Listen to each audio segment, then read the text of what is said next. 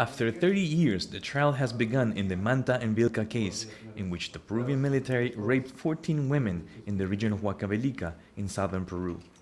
Those violations took place between 1984 and 1989. The Truth and Reconciliation Commission documented the case from testimonies in 2003, but it wasn't until Friday morning that the oral hearings and the search for justice began.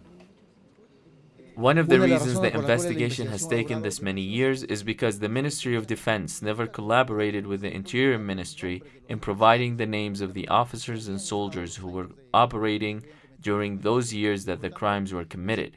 So there has really been a series of obstacles. But as they say, sometimes justice takes time, but here we are. For many groups, this is an emblematic case and it will set a precedent because it is the first one in which state authorities are on trial specifically for rape.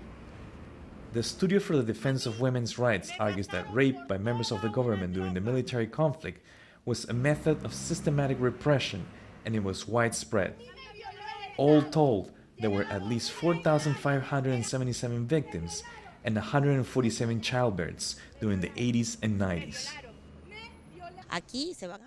Military officers will stand trial, but they will be judged not as common criminals or individuals who committed rape. This trial is going to be over the state policy.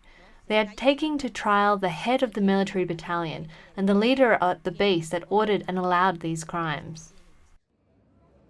The prosecutors has asked for 20 years for each one of the 10 Army officers on trial and $10,000 as a minimum reparation for each victim. It is estimated that the final verdict will be given in mid-2018.